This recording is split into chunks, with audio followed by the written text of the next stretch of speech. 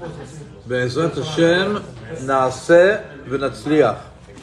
I want to welcome you to another session of our Parashat Shavua learning. This week's parasha is Parashat Vayetze. Just to catch you up, you know what, before we get started, Baruch Hashem, this class has, I'd like to welcome you to another session of our Parashat Shavua class, Parashat Vayetze. This week's class is called The Beloved Rachel and the Disliked Leah. It's such a controversial comment. I even had a hard time choosing the word hate, dislike, despise. You know, snu'ah has a lot of interpretations to it, and with the utmost respect, I went to the thesaurus and I saw that dislike is probably like the least offending word to put on the title. Nevertheless, it's a very interesting class, and it's very much nogea to our day and age as well. We'll see that by the end of the class. Before we get started, I'd like to give some honorable mentions and dedications to our sponsors. Yitbarach Shemo Shel HaKadosh Baruch Hu, Be'ezrat Hashem, that this class will be in honor of Jacqueline Bat Alia and Tova Shindel Bat Alta. And also this class should be to the Ilu Nishmat of David ben Zohara, Yaniv ben Rina, Michelle ben Zohara, Aviv ben Vivi, Esther Bat Alia, Avraham Yoshua ben Sultana, Simon ben Alia, Mazal Bat Luna, Yitzchak ben Sevilla, Nisim ben Meir, Rachel Bat Bela, and Yaakov ben Tamar. ולהבדיל כרפואה שלמה עמרם בן זוהרה, לוי רפאל בן אולגה, דניאל בת מזל, Miriam bat Pesi Penina.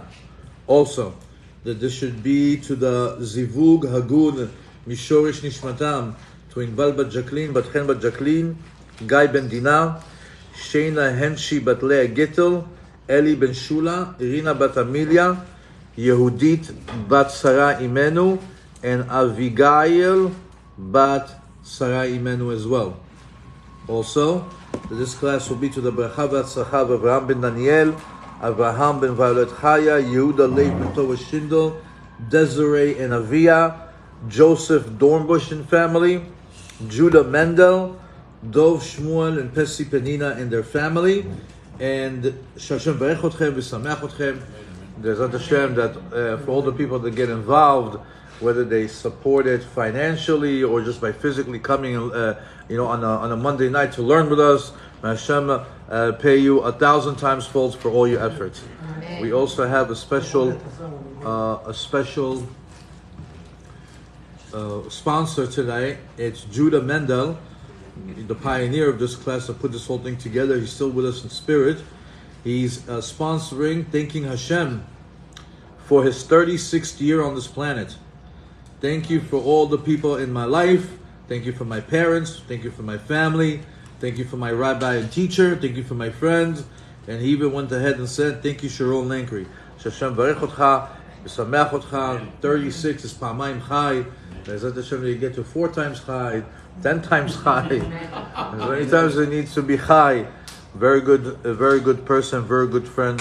May he be healthy, wealthy, successful, and bracha in all that he does.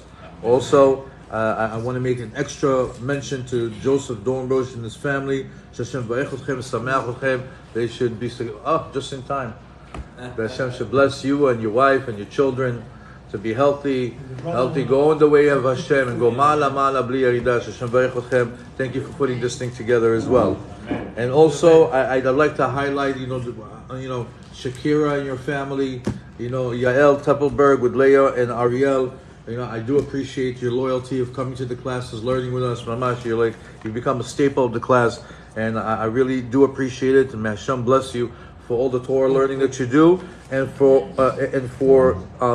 giving me the ability to want to prepare a class and to want to teach a class. Because when people show up, it helps. Even though that I would do a class, even just one person would show up. As Rav Ovadia Yosef, they say in his early years, he would go in Israel in the dirt roads for 3 hours to a shul in a moshav, and there'd be 2 people there. And he spent like 3-4 hours with them learning. And he would say that was one of his best classes. Those used to be his best classes because there was a real connection over there. So number is not always the main thing. It's quality over quantity. I do appreciate you guys. Hashem Baruch Atchem. Okay, let's get started. So, Parashat Vayetze, action-packed, a lot going on. The short of the long is that Esav wants to kill Yaakov. Yaakov runs away. On the way to Lavan's house to find his future wife, he makes a pit stop at the yeshiva of Shem and Ever. He learns there for 14 years, and then he continues to the house of Lavan. He obviously needed 14 years of preparation, one, to be married, and 14 years of preparation, how to deal with a crooked person that he's going to be dealing with. So it was like preparatory school before he reached the house of Lavan. Once he reaches the house of Lavan is where he begins the search. He finds Rachel by the well, and then she brings him home, and that leads us to tonight's class. Tonight's class, we're going to take a small little section, and we're going to zoom in on this world famous description of how Rachel was beloved, the beloved Rachel, and the disliked or the hated or the despised Leah. The deeper levels of understanding to that, and the pshat level. It's another one of those lessons that is good to have under your belt to understand Jewish history.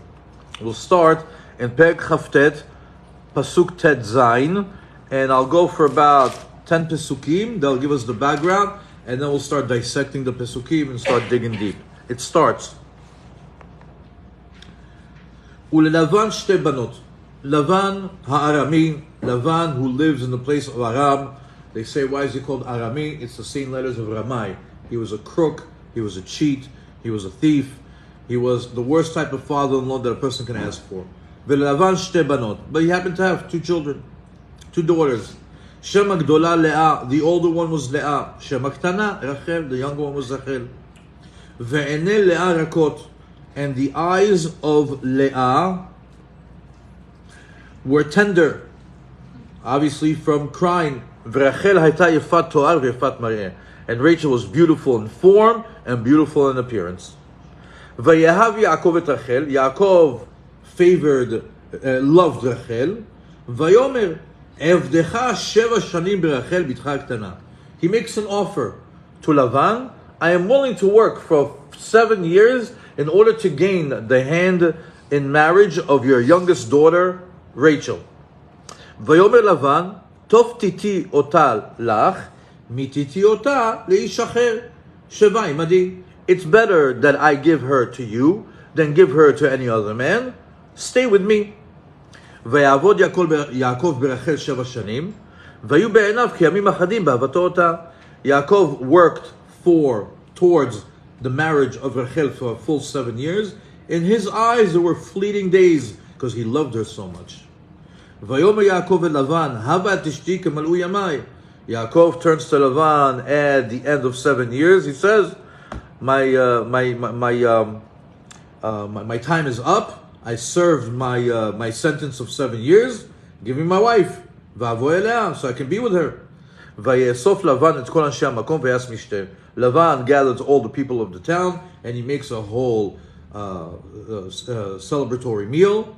Vayi ba'erev vayikach et Leah bito v'yaveh ota elav v'yavo elea. That night, the night of the celebration, the wedding night, Lavan takes not Rachel, but rather Leah, his daughter, and he brings her to Yaakov. Vayiten Lavan la et zilpa shifchato, leLeah bito shifcha. And Lavan gives his daughter Leah a woman called Zilpa to be her maidservant. Vayi baboker ve'ineh hi Leah. And Yaakov wakes up in the morning, and surprise, he sees that he is with Leah and not with Rachel. Vayomer Lavan, ma zot asita li? Halo berachel avati imcha ve'la merimitani. He says, he goes to Lavan, he has a claim. Why'd you do this to me? I had a deal with you for your daughter Rachel. Why did you cheat me? Vayomer Lavan, lo yaseh ken bimkomenu. Lavan tells him, because this is not the way that we do it here, where we live. לתת הצעירה לפני הבכירה, that the younger one marries before the older one. מלא שבוע זאת, וניתנה לך גם את זאת בעבודה, אשר תעבוד עמדי עוד 7 שנים אחרות. If you're so bent out of shape about wanting to get the younger one, not a problem. Work for another 7 years, and I'll give you my second daughter, Rachel, in marriage.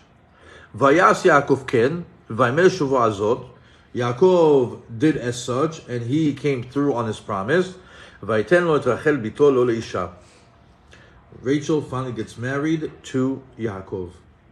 ויתן לבן לרחל ביתו את בלהה שפחתו. Lavan continues to give a maidservant to his daughters. Rachel received one by the name of Bilhah to be her shifcha. ויבוא גם אל רחל ויהב גם את רחל מלאה. So Yaakov now has Leah as the wife, but now he has a second wife named Rachel. ויהב גם את רחל מלאה, and he loved Rachel more than he loved Leah. ויעבוד עמו עוד 7 שנים אחרות. And he worked for that 7 years in order to gain her as a wife. וירא השם כי שנואה לאה. Hashem noticed that Leah is disliked, hated, despised, any way that you want to translate the word senua. ויפתח את רחמה ורחל עקרה. She was barren.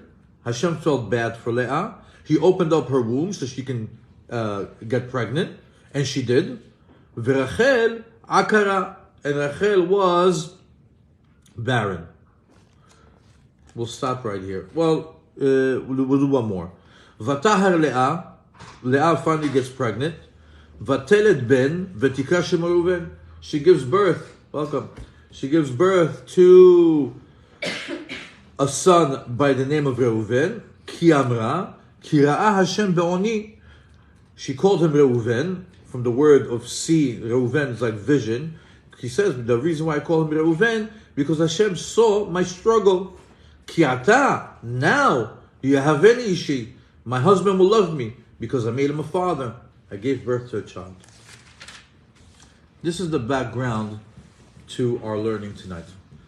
Let's start digging into the Pesukim.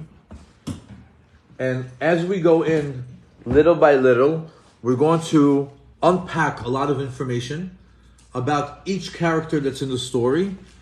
And then when we finish understanding the pshat, the simple interpretation of all the words, we're going to go into a completely different realm of understanding of what's really happening behind the scenes.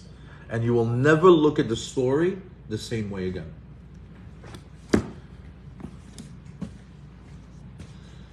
Let's start off with the first question. Why didn't Yaakov want to marry Leah? What's the problem with Leah? Is she so bad as a wife? Why did he not want to marry her? Anybody? She had red eyes. What's wrong so what? So she put on glasses. He was in love with Rachel. He was in love with Rachel. Simple, right? One person says he didn't like her eyes. The other one, he loved somebody else. You know what? That's right. You know, beauty's in the eye of the beholder. The guy wants to marry this one, not that one. Makes sense, right? Well, let's see. When it says, "Ulavan shte banot," Lavan had 2 daughters. Shem hagdola Leah v'shem haktena Rachel. The older one is Leah, and the smaller one is Rachel. Ve'enei Leah rakot. Leah's eyes were tender. ורחל הייתה יפת תואר ויפת מראה. She was beautiful in shape, beautiful in form. ויאהב יעקב את רחל, and it reveals to us that Yaakov loved Rachel out of the 2. So why didn't Yaakov want to marry Leah? So we know that the reason why the Pasuk went out to tell us, like the Pasuk goes to tell us that her eyes were tender, right? Who cares? Tell me that her hair was curly, right? Tell me that she's 8 feet tall. Why do I need to know something about her features? What is so unique about this piece of information that I need to know that her eyes were tender? So it says that the reason why her eyes were tender is because she was a tzaddiket, she was righteous. Why? Because she would hear people talking. She would hear people say, Shne banim yesh li Rivka. Rivka, who happens to be Lavan's sister, right? Her aunt. She's got 2 boys. Shte banot yesh lo leLavan. And Lavan has 2 daughters. Which is who? Rachel and Leah. Gdola lagadol v'ktana lakatan. Let the firstborn go with the firstborn, and let the secondborn go with the secondborn. Meaning, according to their age, seems like that's the way their shidduch should happen. So she would say, oh, wow, if Esav belongs to me because I'm the firstborn and he's the firstborn, how is Esav? Please, can somebody tell me about Esav? Can somebody, Gadol, Mama Esav, the firstborn, what are his ways? And she would hear, Ishrahu, he's a bad person. Melastem bariot, that he terrorizes people. And then she says, and what about his brother? The Katan, Mama Esav, says the Katan, meaning Yaakov, Ishtam Yeshevu Alim. He's a good person, he's a Torah learner. Vayta bocha ad shenashu yise'ena. She would cry and cry and cry until the eyelashes from her eye fell off completely. It's brought in Baba Batra, if anybody wants to look it up in the Gemara, on the 123rd page on the first side. As a matter of fact, it also says that she was not the only one to cry. Remember that she had another person that Lavan gave her as a servant. Who was she? Her name was Zilpa. That name Zilpa is a strange name. As a matter of fact, if you know a little bit about Hebrew or the Hebrew words or Hebrew language, you want to say, what is Zilpa? Can somebody accommodate that if you don't mind? Somebody? I'm sorry. Make them feel at home if you don't mind. Yeah, sure. Thank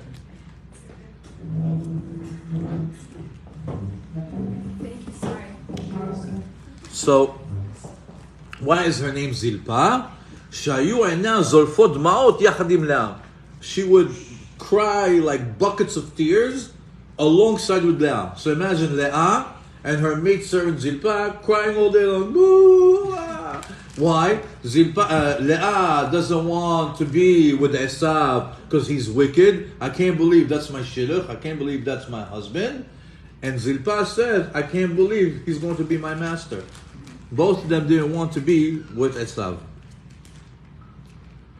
Furthermore,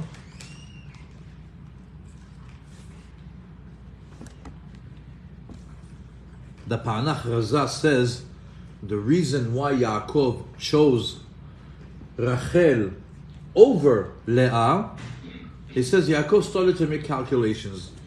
He says, I already got into some trouble with my brother. He wants to murder me. I ran away from him, right? One time he's angry at me that I took his firstborn rights, right? I took the Bechorah. Secondly, he's upset at me that I took the blessings from Yitzchak, right? He was upset for those 2 things. That was his claim. Oh, he took my firstborn rights and he took my berachot. He was so upset about it. I'm going to kill him. I'm going to murder him when my father passes away, he says. So Yaakov puts 2 and 2 together and he says, he says, if I'm going to take right now Leah, who is also the firstborn, and she's also slated to be his wife, that's it. That's the straw that broke the camel's back. He's going to be extremely upset with me. It's the 3rd time I'm going to get into a mess with him. He says, what do I need this mess for? Leave me alone. Let me go take. He already wants to kill me. Let me take Rachel, that is meant for me, and not Leah. Okay, not bad. It's like, it's as if you are, when you're asking somebody about a shidduch, and he starts to tell you like the nitty-gritty details of how they get to that decision. Interesting. Didn't Esav already have taken a wife from Moab? Yes, he had 2 wives. Yes. Let's continue. Another question is, when Yaakov decided that he wanted to marry Rachel, he volunteered a deal. He came out on his own and says, you know what? I'll work for 7 years and then I'll marry her. Why didn't you just say right away? I'll take her now. Why didn't you say 1 year? Why not 3? Why not 5? Why did he choose 7. So this is also very interesting. It says, what is it? The spiritual number, 7 is a spiritual number. 7 is a spiritual number. Okay. Seven is seven. It's above 8 and above is above nature. Interesting. So it says over here, remember the pasuk, it says, Evdecha sheva shanim, I'll work for you for 7 years, berachel bitcha haketana. For Rachel, your daughter, the small one. Apparently, she was a minor. How old was she? She was 5 years old. So what did he work for 7 years? So she come to the age where she is going to be Sforno. Kitoch sheva shanim tagia le'ed dodim. What's le'ed dodim? Ani le'dodi ve'dodi li. Right? That means she'll come to a marriage, to an age that she'll be able to get married. Interesting, isn't it? And that's why he said for 7 years. Furthermore,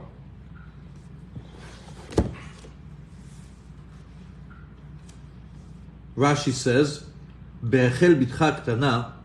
Why does it say that he said specifically that I'm going to marry Rachel, that's her name, bitcha, your daughter, haktana, the small one, because he's dealing with a crook.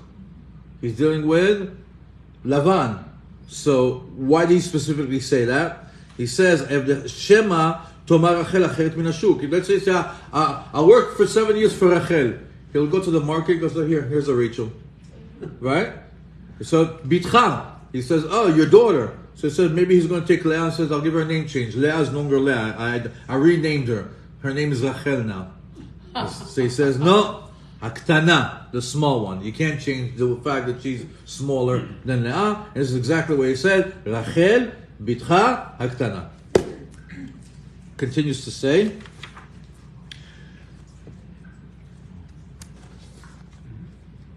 Vayomer Yaakov Lavan, after 7 years, so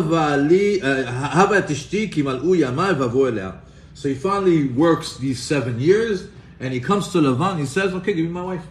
I served my sentence, 7 years." The Ben Ish Chai says something incredible about this. He says, "Ki mal'u yamai ve'avoa eleha." My days are filled. I fulfilled my duty. And I want to va'avoa, to come eleha, to her. Ben Ish Chai says, let's zoom in on the words va'avo eleha. He says, don't read va'avo eleha. Take the word eleha and cut it in half. El yud ke, right? The letter yud and the letter hey. Why is this important? You know, in Masechet Brachot, it says, ish ve'isha zachu, shchina shochenet benehem. Right? They say, if a husband and a wife merit, that they have a true connection and God's holy presence resides in the home, then God gets involved, which is what? Yud K. The man gets the Yud in his name, and the woman gets the Hey in her name, right? Now, if God's holy presence is taken out of the house, right? If you take out the Yud from Ish, and you take the Hey from Isha, what's left? Fire. Ish, fire. So you see most homes that don't have, Torah or some sort of like holiness in the house, there's a lot of conflict, there's a lot of Ish. But when there is Torah, when there is Shekhinah v'Kadosh Baruch Hu, the Yud comes to the man, and the Hey comes into the woman, and Shekhinah resides among them. So Zachu, like it says in the Gemara, Zachu Shechina benehem. If they merit, the letters Yud K reside among them. Shechina shura ben ha'ish va'isha. Yud ba'ish, he ba'isha. So Yaakov Avinu says, the time has come for the Shechina to reside in my home with Rachel. Va'avo el Yud Hey. He says, and I want the Yud Hey to come into my house, el Asherat HaShechina. That's why he said, Ki mal'u yamai va'avoa el Yud K. He said, the time for me has come, for me and my wife to have God's holy presence in our home. That's a nice Ben Ish Chai for people that like that type of thing. Like me. Okay. We're up, so now he's demanding his wife, and the time has come for the wedding. Interesting part of the wedding. You're going to love this. Wedding night. It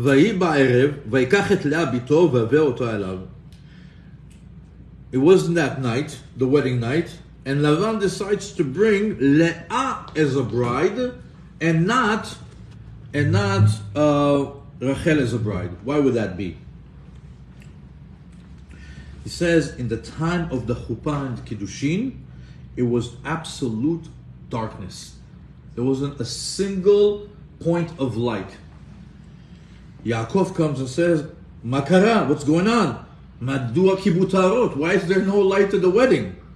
Lavan tells him, מה השאלה? וכי יצאכם בבאר שבע לא נוהגים כך? שבשעת החופה מכבים את האורות? He says, why? How did they do back in Be'er Sheva? What, they did leave the lights on when people get married? כנראה אצלכם אין משמרת צניעות. It seems like you guys don't have צניעות in Be'er Sheva. Over here, we're so modest that we turn the lights. We don't want to see anything. He says over here that tzniut is an all-time high. So much that in the time of the chuppah, choser tzniut shebadavar, we don't even want to see what's going on in the chuppah. So we do complete darkness. So in other words, he presented it as the custom of the place is to get married in darkness. As he's marching towards his chuppah, imagine this, in darkness, Yaakov Avinu, Leah is waiting for him over there.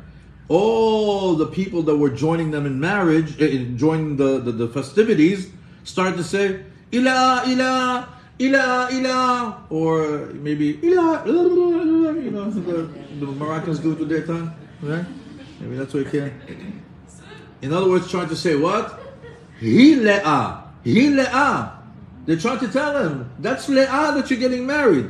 Yaakov thought it was maybe the top 10 song of that time, you know, like some sort of like new hit. Ile'ah, Ile'ah. He doesn't know what's going on. But the truth is, it's not that they really wanted to reveal to him that it's Le'ah. They wanted to do it like that when he wakes up in the morning and sees Le'ah, they'll tell him what? We told you so. We told you. Oh, you didn't know? We said it. Again, these are crooks, right? Everything is has a double face. Furthermore, when the wedding was over, Yaakov is not going home with Leah. So we can ask a question over here. Okay, Yaakov, turn on the light. You're in your tent, right? Go take a look at your wife. But the Ben Yoyada says, you know when they got married? Friday night. He can't turn on fire. Lavan knew everything. Isn't that crazy? Isn't that crazy? So he's in the middle of darkness. He's marrying Leah. As a matter of fact, you know what? You want to see how crooked they are? Why was Zilpah given to Leah? Why wasn't Bilhah given to Leah? Like, why did... Again, if Lavan is the one that chose Zilpah to be the maidservant of Leah, why was she the one specifically chosen? Again, a con man such as Lavan obviously has some sort of a hidden reason for it. First, you should know, maybe let's get this piece of information out there, that Zilpah and Bilhah were his daughters. They were actually sisters. The only problem is that he had them with the Pilegesh. The Pilegesh is the concubine. So they were his daughters from a Pilegesh. So they were his daughters too. But a daughter or a child that comes through a concubine is considered a maidservant. I guess that's how it worked over there in society. So he took his two daughters that he had with his concubine, with his Pilegesh, and he gave them to be the servants of his other daughters of Bilhah and Zilpah. Now, Zilpah is actually younger than Bilhah. So again, we have, let's put it together. Leah is the older one, Rachel is the younger one, right? Mm-hmm. In the maidservants, we have Bilha, who's older, and Zilpah, who's younger. What did Lavan do? He switched it. He made the maid servant of Rachel, who's younger, to be the maid servant of Leah. Why? To trick him also. Why? Aktana laktana v'agdola lagdola. So you would say, oh, if the maid servant for Leah is the young maid servant, that means what? That I'm marrying who? I'm marrying Rachel. It's all good. Huh? It's all good. So what is it? He gave the maid servant of the younger one to Leah to trick him, to make him think that on that night he's really marrying who? Rachel, but it was actually Leah. Another added layer of crookedness. So here we are. He got married. It's dark. It's the morning after. There's light. And Yaakov wakes up to the old switcheroo. That's it. He realized that he's been duped.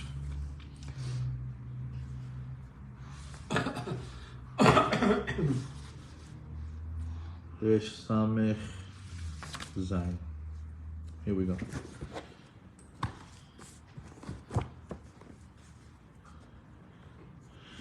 The pasuk goes as such. Pasuk Chafei.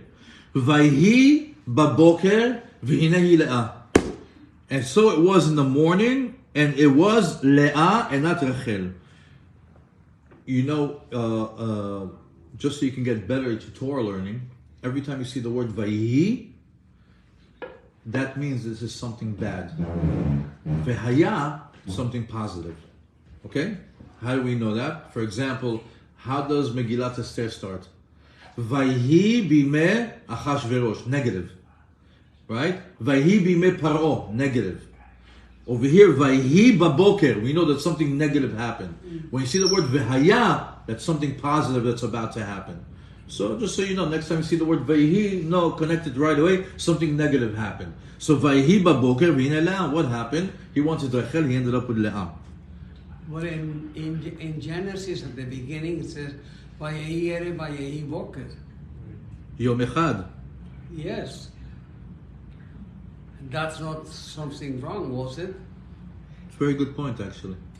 But a general rule is Vayhi is negative, Vehaya is positive.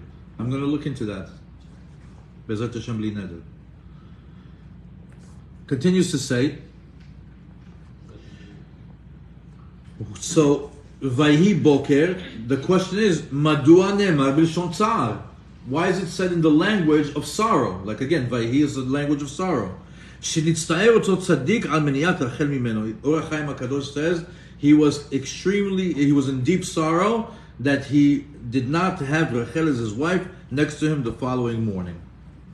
As a matter of fact, it says V'hineh hi Leah, and it was like a shock, a surprise that it's Leah. V'chiad hashta lav Leah hi. He says, what? Just now she's Leah? An hour ago she wasn't Leah? Last night she wasn't Leah? She's always been Leah. Why are you so surprised? How did you not figure it out till the morning? Ela, מתוך סימנים שמסר יעקב לרחל, ומסרתן ללאה, לא היה מכיר בה עד הבוקר. He says because he gave her special signs to Rachel, codes. She passed it on to Leah. Leah said them when Yaakov asked her for the signs, and lo haya makir ba'ad haboker. And those signs throughout the night, he thought that he was for sure being with Rachel, and only in the morning he saw that it's not. The Masechet Megillah on the 13th page on the second side brings that re'ayah. So Yaakov had a protection plan. Yaakov knew that Lavan is a Ramai, he's a cheat, he's a crook, and he already expected that when the time comes for him to get my wife, he's going to try to trick me. So let me do something between me and her that only me and her will know, and that'll be our little code, so like that I won't be tricked. What was it? He gave her simanim. Imre Noam. Does anybody know what the simanim are? That's baby for women. Very good. Here we go. יעקב ידע שלבן רמאי גדול, וחשש שמא יחליף לו את רחל באחת אחרת. Yaakov already knew that Lavan is a big crook, and he already suspected that he's going to switch her with another woman. And that's why he said, Berachel, bebitcha haktana. Remember, he said, Rachel, your daughter, the small one. However, they put a little code between them. Simanim miyuchadim. Then the day of the chuppah, Yaakov knows that it's her and nobody else. Meaning, two codes that nobody else is going to know. What were the codes? He told her, when a woman gets married, there's three things she needs to do in a household. And he told her the laws of chala, of nida, and hadlakat haner. He told her the laws of baking bread, of family purity, and the lighting of the candles. By the way, if you take those three mitzvot, chala, nida, and hadlakat haner, the first letter of each one is chet, nun, hey. Spells out the word china. You know what's china? Ever go to a Moroccan wedding? You know when they put the cookies on the head and they start to dance and they put the whole thing over here? What's the china? China, the original china, is you take the woman to the side and you teach her. Chala, nida, hadlakat haner. That's what you teach her during that thing. Now they commercialized it. It's a whole thing, tarbuko, dancing. You know, they put the china on the hand and they do the dancing. But in reality, it's a holy situation where you teach the woman how to become a wife. You know, usually she's a little girl or she's a teenager or she's a young woman, and now you're taking her and teaching her, listen, from now on chala, from now on nida, family purity, you know, there's some details to it. Hadlakat haner, Shabbat, these are your responsibilities. So he told her, those are our secret. When I tell you what's the code, she's going to say, chala, nida, hadlakat haner.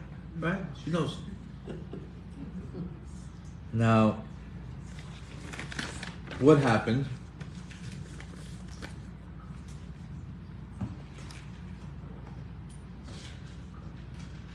Rachel saw that even though that she had these secret codes with Yaakov, that she couldn't thwart her evil father Lavan. כשנודע לרחל שיש בכוונת אביה להכניס במקומה את לאה, she saw that her father was determined to switch Leah with Rachel at the time of marriage. Not only did she not stop it, she helped it. She didn't stop her older sister from marrying Yaakov, she helped it.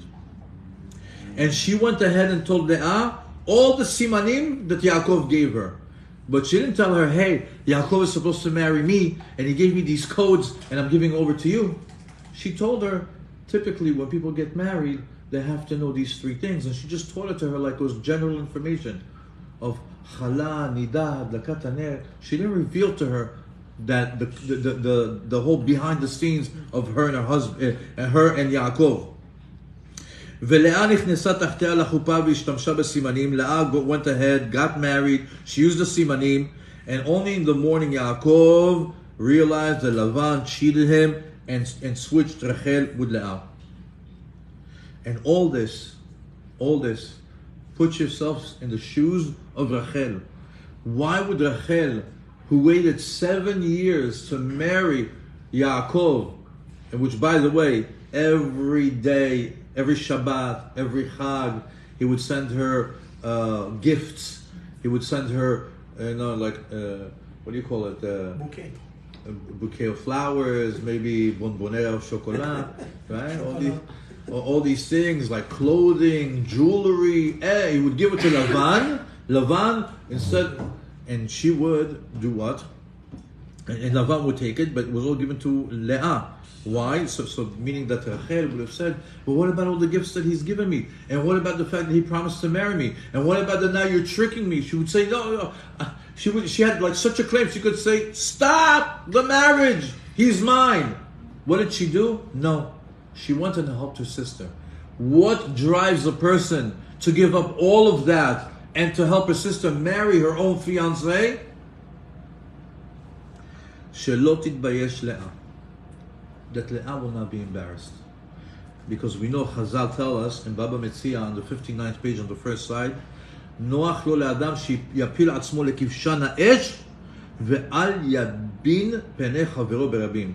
It says it's better that a person throws himself into a burning furnace and not to embarrass a person's not to embarrass a person in public. Rachel says, I'm going to embarrass my sister in public. It's better that I, not only, it says over here, the Gemara says, it's better that a person dies, but Rachel says, it's better that I just help her along rather than embarrass her. What a sister. You know, this is just the tip of the iceberg. You're really, really going to be impressed with these two sisters in just a little bit. Furthermore, Imrot Noam.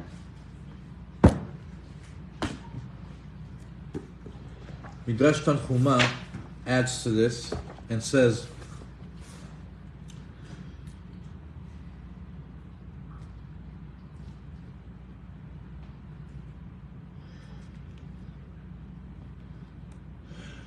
even though שיעקב בחר בלאה להיות לו אישה, רחל שומעת את השקר שאביה אמר לאחותה לאה, ובכל זאת בחר לשתוק ולא לבייש את אחותה.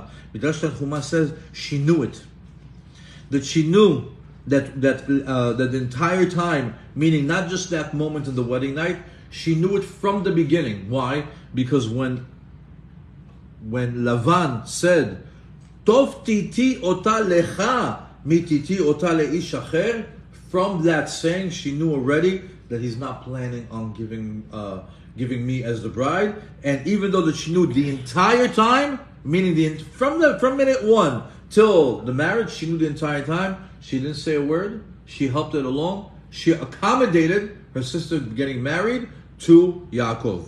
Furthermore, it says,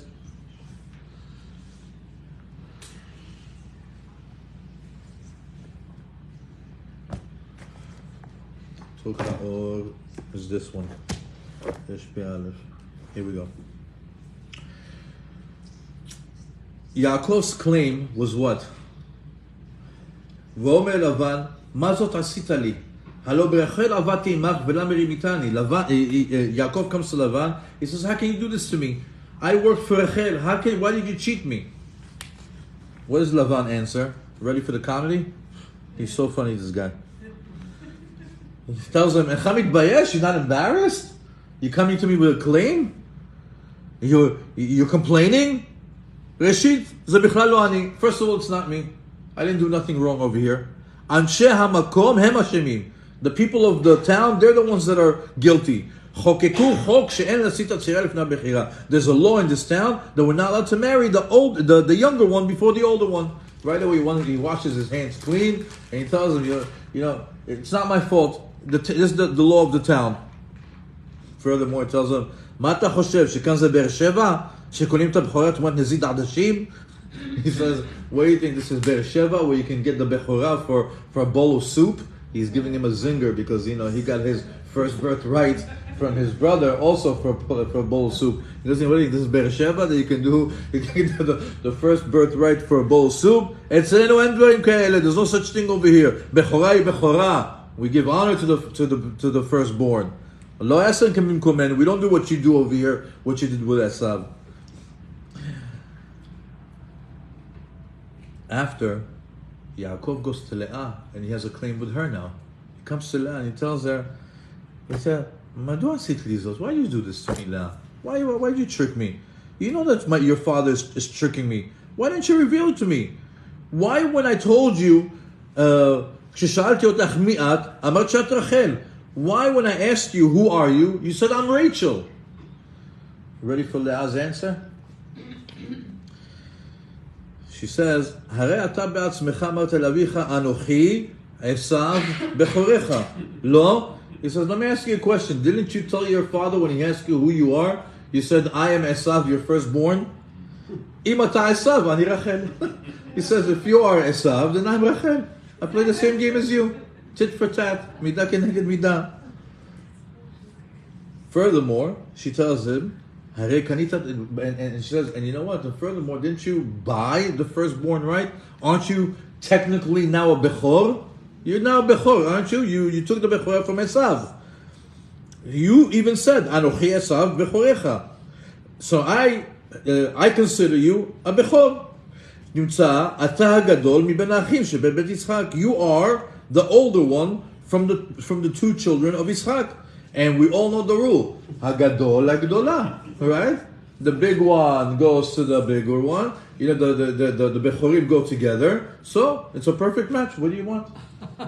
לכן, מן הדין, אני שייכת לך ולא רחל. I belong to you, not רחל. Good answers. Very good answers. So this is like midah keneged midah. Furthermore, if you recall last week, we learned a beautiful midrash. There was simanim. Remember, Yitzchak said, Esav, I'm going to give you a simanim. I can't see. I have no vision. So when you come back, to make sure that I give you the beracha, what do I have to make sure?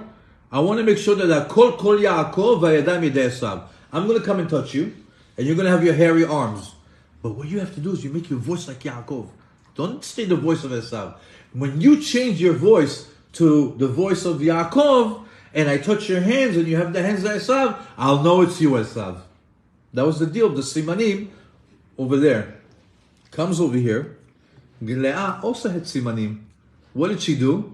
She changed her voice like Rachel, and when he asked her for the simanim, she said, Chala, Nida, Hadlakat Haner, Midah, Keneged Midah. The same way that he tricked his father is the same way that he got tricked. Same formula.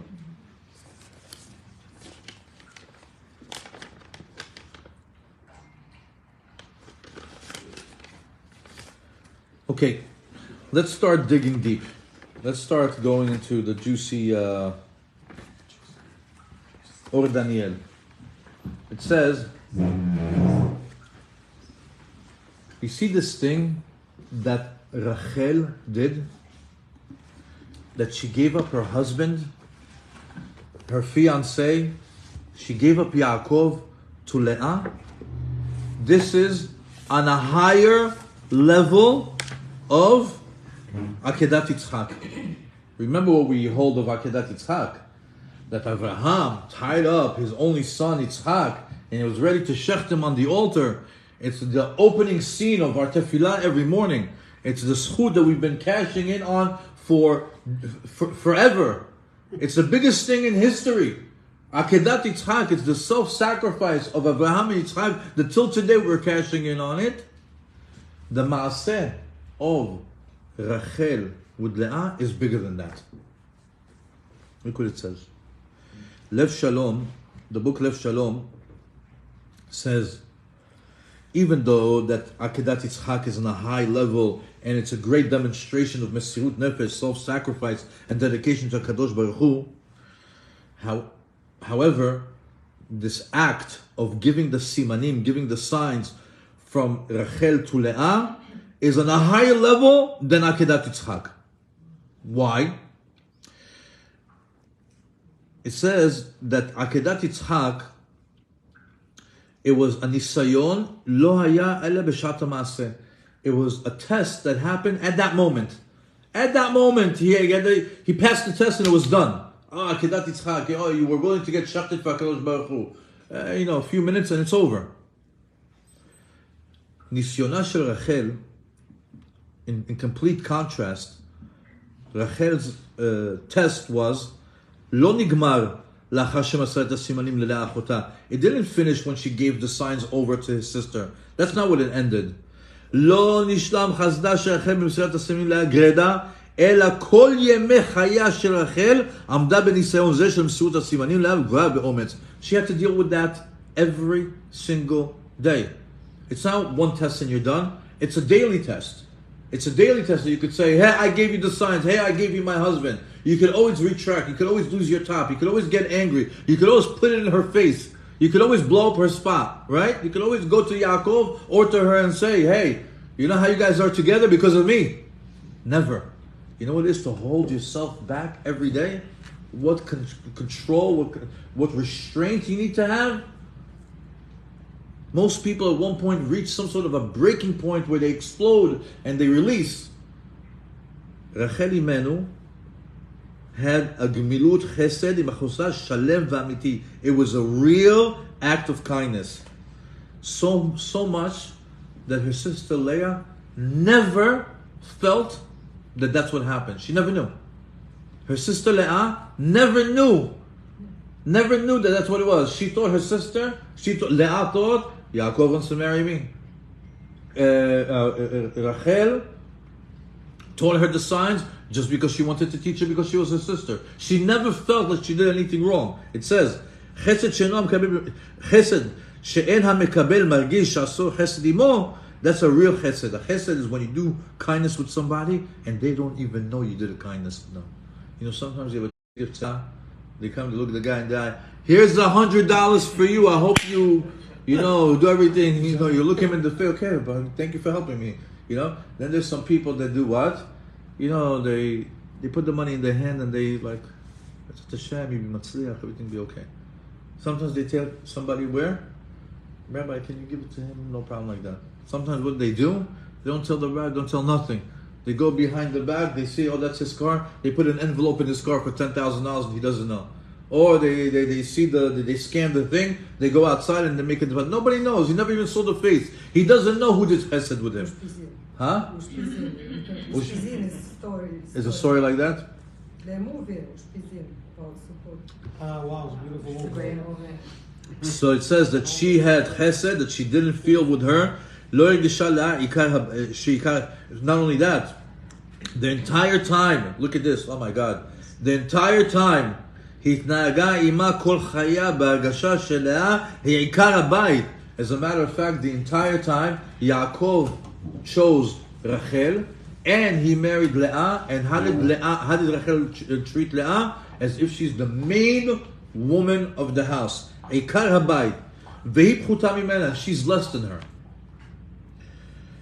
And she never mentioned the simanim. And this test lasted her entire lifetime, and it was very difficult. And because Rachel Imenu was able to withstand this test with such inner strength, she merited to Veshavu Banim Ligvulam, that her children will return to live within their borders. Remember that her children will return to live within their borders is in the merit of Rachel Imenu. We will talk about that at the end. Put that on the shelf, don't forget it. Just want to put two things on the table so you can understand the characteristic trait that Rachel Imenu had and how big it is. The Gra says, Kol rega verega she'adam chosem piv zoche le'or haganu she'en malach u'biyah yacholim l'shaer.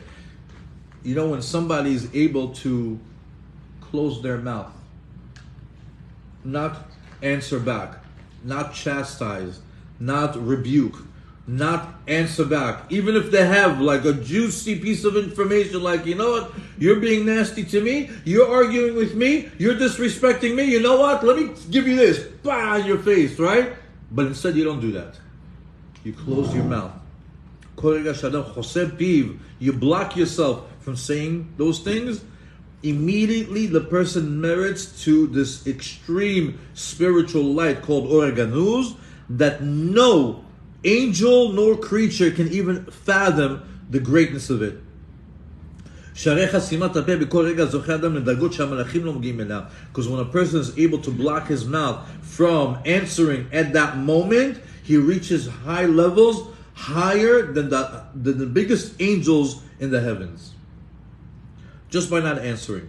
Reshit Chochmah in Shara Kedusha says, Mi she'ochez b'midat hashtika ne'esa merkeva l'shchina. It says anybody who is good in keeping himself silent and not being reactive to answering people, he becomes an actual part of Hashem's Merkava, holy chariot where His holy presence resides. Imagine. Furthermore, we see that she held herself back. She held herself back from saying anything her entire life. You know that she got tested on this later on. Remember the story of the Dudaim? What happened? Leah's got kids. She's already has 5 kids deep. The maids have, the Zilpa and Bilha have kids. Rachel Imenu is still barren. Could you imagine? The one who he chose first and he loves is now like on the bottom. Everybody's better than her, even the maids. And when she saw that Reuven brought the dudaim, he's the special plant or fruit or the berry that is auspicious to allow people to get pregnant. There was an interaction between the two sisters, which is very telling of the restraint of Rachel. It says, רואים שלאה לא ידעה כלל מכל רמאותו של אביה. Leah was clueless to the crookedness ways of her father. Because when Reuven came with the dudaim and Rachel Imenu asked for it, what was her reaction? What was her jerk reaction? She says, oh, it's not enough that you want to take the dudaim, you also want to take my husband? Could you imagine? She gave her the husband, and she's yelling at her, oh, you want to take the dudaim and you want to be with my husband? Aren't you ashamed? Now when Rachel hears this, what does she say? Well, I've been saving this for 25 years. Today's the day. You're going to learn today, right? No. Didn't happen. Shaka. She stayed quiet. Not to reveal to Leah what really was the choice of Yaakov and what was the handiwork of her father.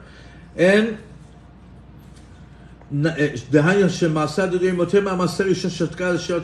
whole thing where she stayed quiet for 7 years, it was a much harder test for her to stay quiet with this situation of the dudaim. And what was her reward? What was Rachel's reward for staying quiet? She had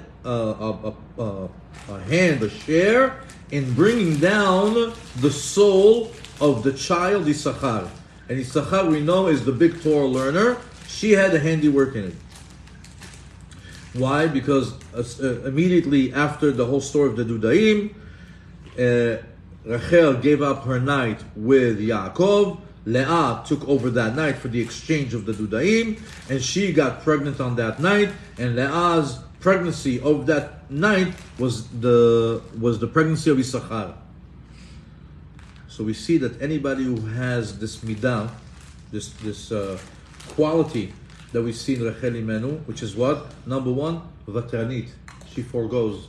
She lets go, right? Zochale Torah. Somebody who lets go of something is not makpid, is not particular in holding on to things, merits to the blessings of the Torah. As a matter of fact, in Sefer Yirmiyah, there's a pasuk that says, and it talks about Rachel Imenu, Menei kolech mi bechi ve'enayich mi dimah. Stop crying and stop wailing your cry. Ki yesh sachar lef'ulatech. There's a reward for your actions. So the Midrash says, Al tikra yesh sachar. Don't read it, yesh sachar. There is reward. Rather, Issachar.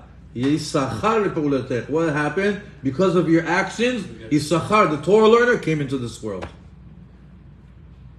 Why? Shatka vevitra. She stayed quiet. She wasn't reactive. She didn't answer back, and she was also lenient. And she was foregoing of her position on things when people even wronged her. She still didn't stand up and embarrass her. I want to start going into the last part of this lesson, which is Vayohav et Rachel kisnu'a Leah. The Pesukim tells us that Yaakov Avinu loved Rachel and that Leah was hated. It's so tough. It's so tough to think that one of the 4 imaot, one of the matriarchs, Leah Imenu, was hated. Like you not only that Yaakov can hate his own wife. Not only that word snua is so harsh. And not only that, you would imagine that the household of Yaakov is peace, love, happiness, Torah. How could it be that there's this dichotomy, this household where there's one that's beloved and one that's hated. Surely there could have been maybe a different approach to make that family work. So I wanted to clear up the air in regards to Leah. Naam Loez chimes in and says, when it says that Leah was snu'ah, is because Leah was also barren in the beginning. All the imot were barren. All of them did not have children. And until they didn't have children, they were barren. Back in the days, there was a thing that the women would sit together and talk. And what would they do? They would hold their babies and their children would be running around them. And when you go to sit with the woman, there's the barren one, right? So everybody has children. One is nursing, the other one is playing, the other one is pregnant. Comes Leah, sits with the woman, and she's like super flaquita, she's skinny, no belly, nothing going on. And they're looking at her, oh, what happened? She's like, oh, this one's she's snuah. Her husband doesn't like her. Look, she's not pregnant, right? So what was it? It was the people talking. Why was she snuah? Because people saw, the gossip was that she's hated. Why? Because she's not pregnant. If she was loved, she'd be pregnant. I thought that was interesting. Furthermore, it says that she was akara, and anybody who's barren is usually bitter. A woman that can't bear children holds like a bitter feeling, like, why can't I have children, right? And that was Leah. So she was hated because she always had like this bitter look to her that she was barren. When it comes to Rachel, she was also barren.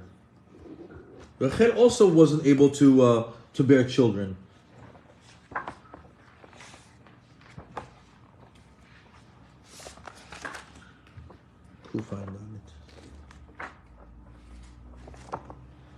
Says Shemishum Shaita Akara, with Rachel it was something different. Even though that she was barren, Shemishum Shaita Akara, Zachta Liot Akeret Habayit. Akeret Habayit meaning she is the head of the household. Even though that she was Akara, which is barren, but the same word Akara, the same letters of Akara, also create another word of Akeret Habayit, which is the main woman of the household. Because all the struggles that she had and all the troubles that she was going through, eventually she got the title of Akeret Habayit, the main woman of the house. By the way, for those of you that might know somebody who's barren, there's also another play on the word of Akara. It makes the letter of Akara, in order for the woman to be Akeret Habayit, those letters can also mean Ke'ara. Ke'ara is a plate. In the time of Pesach, when we do the Ke'ara of Pesach, usually there's a thing where the woman takes the Ke'ara off the table and she takes it away, and the children say, hey, where are you taking it? And they start to ask the question. So we say, okay, we bring it back to the table. So she's the one that brings the Ke'ara back to the table. So she merits to be what? Akeret Habayit. It's a segula for anybody who needs it.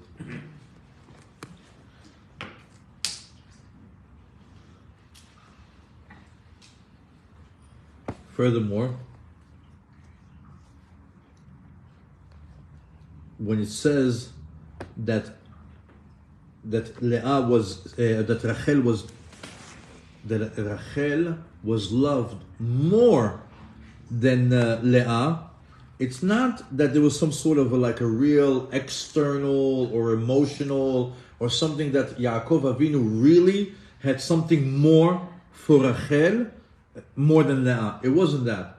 There was something different that Rachel did that gave her something unique above Leah. And the way you would express it in the words of the Tanakh is Vayehavota. There was something unique about it that he liked about Rachel more than Leah. What was it? Ahavato hayta ach verak begin maasim tovim. The reason why he liked her more, or he gave the preferential wording of Vayahav, is because she had something unique to her. It's her good actions. ומה לנו יותר ממעשה נפלא כזה כמסירת הסימנים. Who also knew that she gave the signs and she didn't say a word about Leah? Only one other person knew that. Yaakov. So Yaakov saw, what a woman. Look at he says like, wow, look at Rachel. Look at what she's going through. Look at the 7 years and another 7 years, and the whole thing is her sister doesn't know. Yaakov says, I love that woman. I love that midot. I love her good deeds. I love her character. It wasn't something about external, God forbid, Leah was like this wicked, I can't stand you. It wasn't that. He just loved the way she carried herself with the simanim. It was like a private thing between them that fell apart, and the way she handled it was impressive for him. And that's why Vayehav Yaakov et Rachel.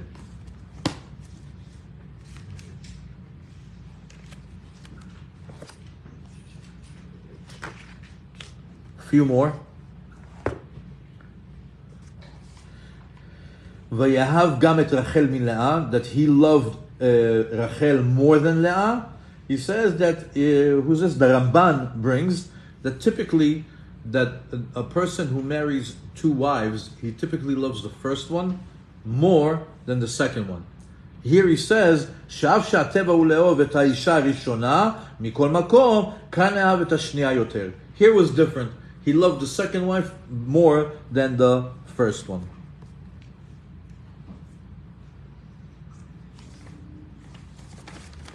Basically the fourth. Huh? Basically the four wives. Right? Yeah, 4 wives. You know, I'll just share something with you guys. It's been maybe close to a decade. I'm trying to find, I have a very, very big question why we don't give such importance to Bilha and Zilpa. Why we don't what? Give importance to to Bilha and Zilpa. At the end of the day, 4 tribes come from them, right? And we said that the Imahot are Sarah, Rivka, Rachel, and Leah.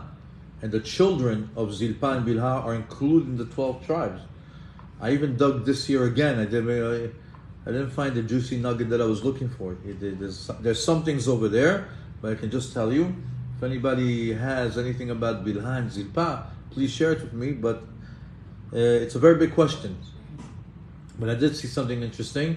It says that they were necessary in order to strengthen us, in order to make us strong like steel. Why?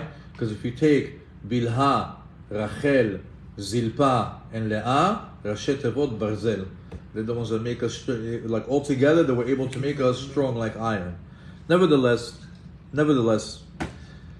everything that we did right now is just a very basic understanding of the Pesukim, behind the scenes, nice little knickknacks.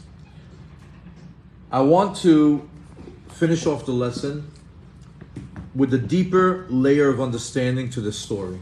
There's a whole other story. Everything that we just learned up until now is what they teach in kindergarten, first grade, elementary school, maybe high school. Now, buckle up, we're going to the stratosphere. Completely different story. Way deeper than the pshat, way deeper than the musar that we learned about, it's good to be mevater, it's good to be forgiving, it's good to forgo, it's good to close your mouth. It's like, chesed shelemet, all good lessons. We could stop right here and we'll walk away knowing a lot. But there's a much, much deeper lesson to be learned over here. As a matter of fact, the main point in the story of Rachel and Leah is that you have to see the hand of God. You have to see the hand of God in play. Because right now we're thinking, how great is Rachel? Leah is clueless. Lavan is such a crook. Is God in the story? Is Hashem in the story? Absolutely. The whole thing is the hand of God. But let's see why. Because at the end of the day, our role as human beings is hishtadlut. We make an effort. But Ha'olam mitnahel kefi ratzon Hashem. Hashem is the one that runs the world. Hashem runs the world. Once you know that, you can let go. You do your effort, and whatever's supposed to be, will be. And if you like the outcome, great. You don't like the outcome, do teshuvah, do prayer, do tzedakah, things will change. And you pray that your will and God's will align, and things go, and things go in the direction that you want to. But typically, even without that process, one should always know God is in control. HaKadosh Baruch Hu is the one who's controlling the world. Menahel kefir etzono. Our efforts are just hishtadlut, and we always have to look for the hand of God in every single thing that we do. Let's take a look at the hand of God in the story of Rachel and Leah. Did you know that Rachel's prayer is stronger than the prayer of Abraham, Yitzchak, Yaakov, even Moshe? And Moshe was the master prayer. If there's one person you want to tap in for tefillot, it's Moshe Rabbeinu. And who had a much higher effect, whose tefillah's efficacy was on a much higher level than all the patriarchs? Rachel Imenu. In Midrash Ptichta De'echa, it's a Midrash Rabbah, talks about how the first Bet HaMikdash was destroyed. And there's a conversation between HaKadosh Baruch Hu and Malachi Sharet. And he tells him, Bo'u v'nelech ani v'atem v'nireh beveti ma asu oivim bo. Let's go visit our Bet HaMikdash and let's see what the enemies did to that building. Miyad halach HaKadosh Baruch Hu Malachi Sharet v'Yirmiyah lefanav. Immediately HaKadosh Baruch Hu, angels, and Yirmiyah the prophet went to Bet HaMikdash. And when HaKadosh Baruch Hu saw Bet HaMikdash, he begins to say, Bevadai zehu beti, v'zeh menuchati, sheba'u oivim v'asu bo kirtzonam. For sure this is my house, for sure this is my resting place, and look what has become of this building, as the enemies did as they pleased to it. At that very moment when Hashem witnessed the first Bet HaMikdash in destruction, he began to cry and said, Oy li al beti banai hechan atem. Woe to me and my home that's been destroyed, and my children, where are you? Kohanai hechan atem. Kohanim, where are you? Ohavai hechanatem, my children that love me, where are you? Ma'aseh lachem, what should I do with you? Hetreti bachem v'lo chazartem b'teshuvah. I warned you, you didn't do the teshuvah. Look what has become of the first temple. It continues to say that all the patriarchs began to beg HaKadosh Baruch Hu, Avraham, Yitzchak, Yaakov, even Moshe Rabbeinu, in order to calm down HaKadosh Baruch Hu, in order to calm down, to say, we'll rebuild, or don't be upset at the Jewish people. And he wasn't appeased. Ad sheba Rachel Imenu. Rachel Imenu comes, and she starts to have a conversation with God. She tells him, Ribono shel olam, Galu lefanecha sheYaakov avdecha ahavani ahava yetera. You know very well that Yaakov Avinu loved me a very strong love, an extreme love, an intense love. And he worked for me with my father for 7 years. And at the end of those 7 years, when the time came for me to get married, my father switched me and switched my husband with my sister. And my own sister married my future husband. And it was very difficult for me. It was extremely difficult for me. V'savalti et ahavati, and I suffered. But rechamti al achoti shelo titzeh lecherpa. I had mercy on my sister so she wouldn't be embarrassed.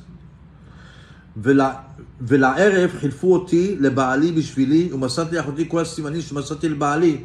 And not only that, when they switched me around, I even went ahead and gave her all the secret codes, the secret signs that my own husband gave to me, I gave over to her. Why?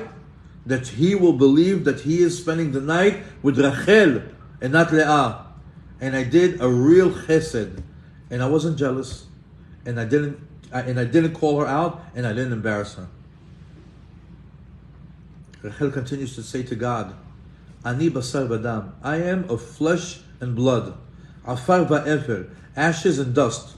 Lo kineti latzara sheli. And I wasn't jealous of somebody who took me out of my own place. Velo tzitia lebusha v'lecharpa. And I did not kick her out of the house. And I didn't embarrass her. And I didn't punish her. Ve'ata melech chai v'kayam rachman. Mipnei ma kineta la'avodat kochavim shehem ba mamash. And you, the all-living King of the world, the merciful one, what are you getting jealous with the idol worship that is nothing? You yourself know that all this idol worshiping is nothing. You're getting jealous of nothing because they put a statue in Bet HaMikdash. And because of this little statue that is meaningless, you took all the Jewish people, Veigleta banai, v'nergu b'charev, v'asu evim ban kitzonam. You exiled my children, and they were slaughtered by the sword. And the enemies did as they pleased with them. It's a very good point. She said, I was able to endure and suffer as a human being way more than what you're experiencing right now as a God. The Midrash continues to say, Miyad nitgalgalu rachamav shel HaKadosh Baruch Hu v'amar bishvilech Rachel ani machzir et Yisrael limkoman. HaKadosh Baruch Hu says, I changed my mind. I am now backtracking, and for you, Rachel, I am going to return the Jewish people to their place. As it said in Yirmiyah, we'll repeat the pasuk again. Ko amar Hashem, menei kolech mibechi v'nayich midima, ki yesh sachar lepavulatech. Now you can understand the pasuk in another way. That after this conversation with God, He tells us, stop crying, and stop wailing, and stop and wipe your tears away, because there is a reward for your actions, that your children will come back to live within their land. And there is hope to the end of days. Ne'um Hashem. Anytime you see the word Ne'um Hashem, it's like Hashem says, I swear, I promise. Ne'um Hashem. I give my word. Hashem gives His word to Rachel.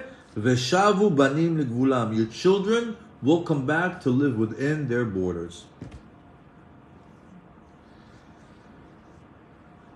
Furthermore, after this conversation, Rachel Imenu was a prophetess, and she already knew Beruach HaKodesh that the children that were supposed to come from her sister Leah were going to be holy.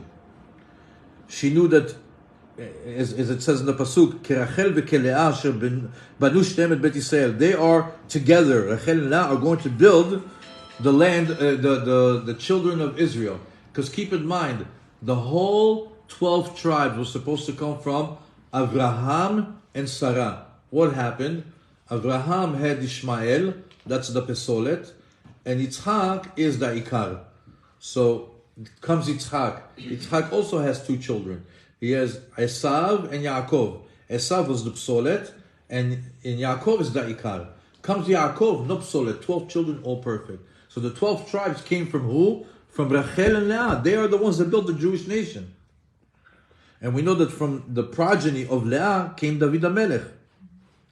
Because we know that Leah had Yehuda, Levi, and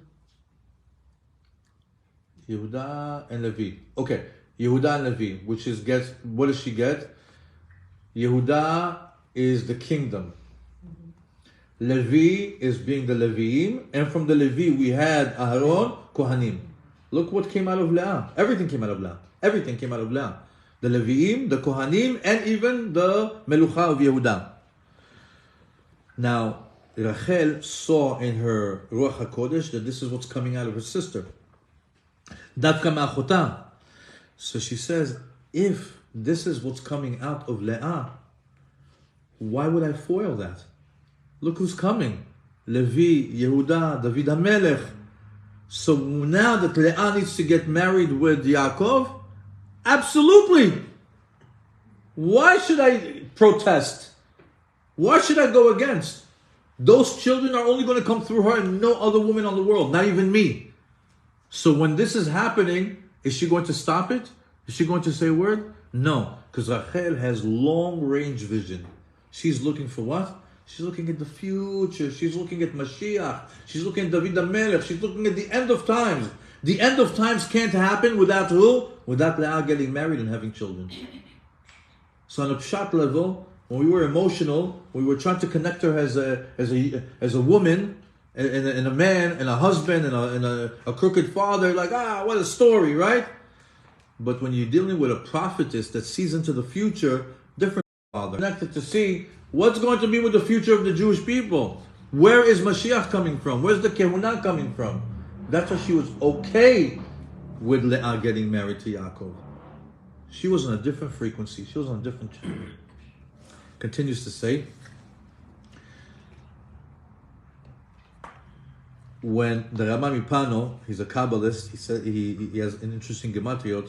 When Yaakov said, Rachel, bitcha haktana, remember he said to let it be Rachel, your daughter, the small one.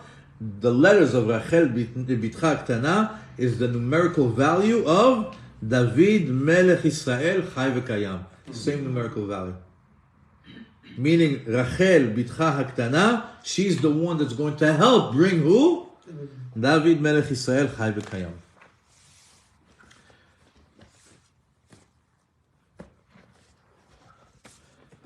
We could stop here, and it's good enough. But this next layer is going to really like solidify your understanding of how sometimes something seems one way, but you move the sea, you move the curtain, and there's a whole other story. If you remember, we spoke about the month of Kislev. What's Kislev? There's Chas, right? There's something hidden. So we spoke about that there's no, I'm sorry, not in Kislev. We're talking about the Emunah class last night. We're saying that there's En Ra Bala Olam. There's no such thing as bad that comes to the world. Ra is just something that's covering the good that's beneath it. You just have to uncover the quote-unquote bad, and beneath it you'll see that everything is all good all the time. Everything that Hashem does is for the best.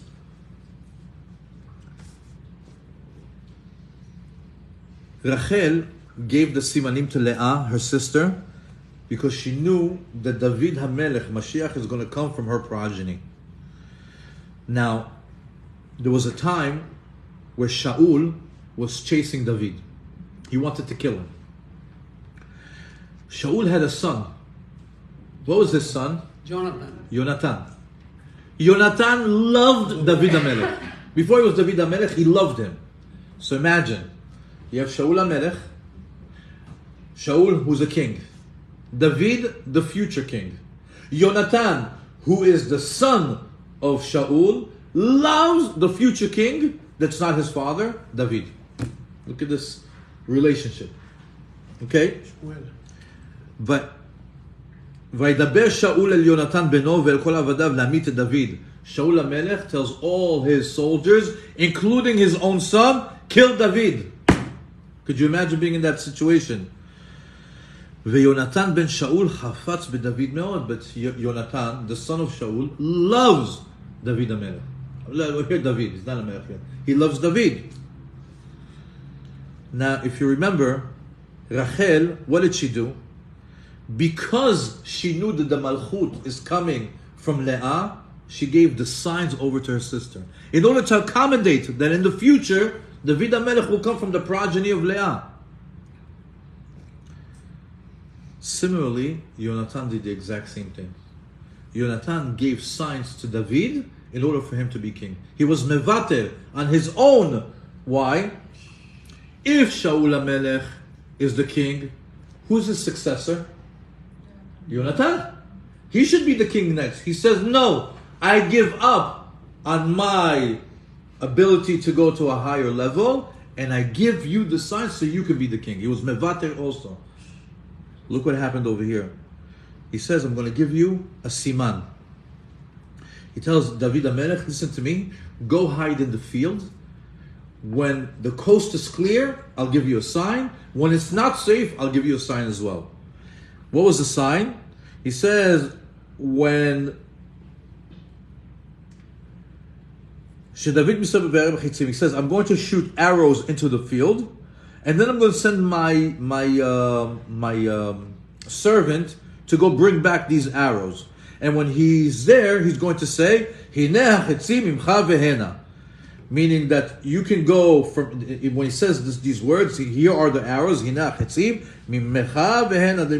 here you can go. You know that you are safe and no bad will come upon you. But it says, if he says, he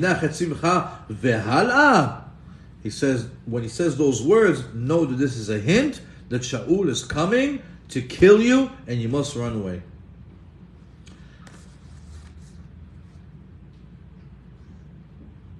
Eventually, he was able to escape. David HaMelech came out from his hiding place, and there's a famous pasuk that says, "Vayesheku ish et re'ehu ve'ifchu ish et re'ehu," that they had an embrace and a kiss, and they cried together. Vayomer Yonatan leDavid, lech leshalom. Yonatan tells David, go for peace. Asher nishbanu shnenu anachnu b'shem Hashem lemol Hashem, yeh beni bencha ben zari ben zacha ad olam. We have a treaty, we have a pact that between us, between my children, your children, will be forever in peace. That's such a strong love for one another.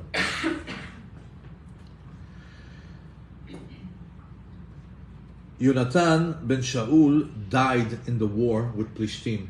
Who came to eulogize him? David HaMelech.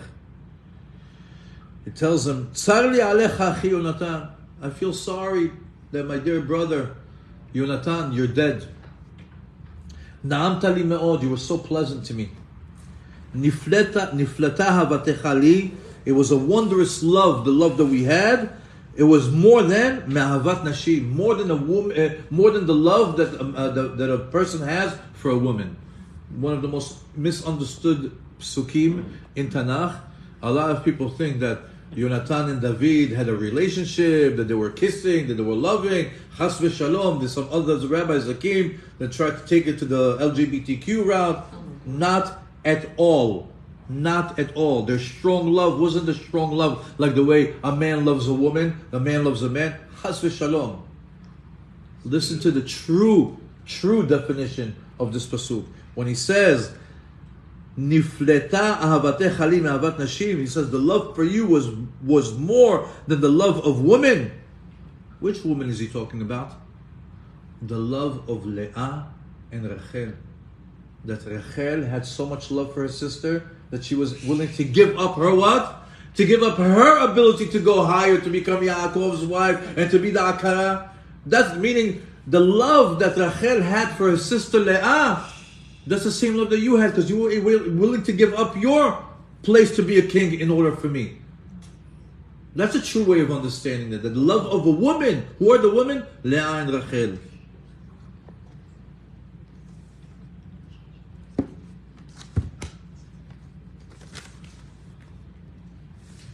In conclusion, we look at Leah and Rachel. We started off, interesting story. Pshat, two sisters. One is clueless, one is doing a favor, this one's quiet, a crooked father. Yaakov is upset, he's happy, he's got children, she's barren. Oh wow, so many pieces to the puzzle. But when it's all said and done, know that the most successful matriarch was Leah Imenu. Out of all the imahot, who was the most successful one?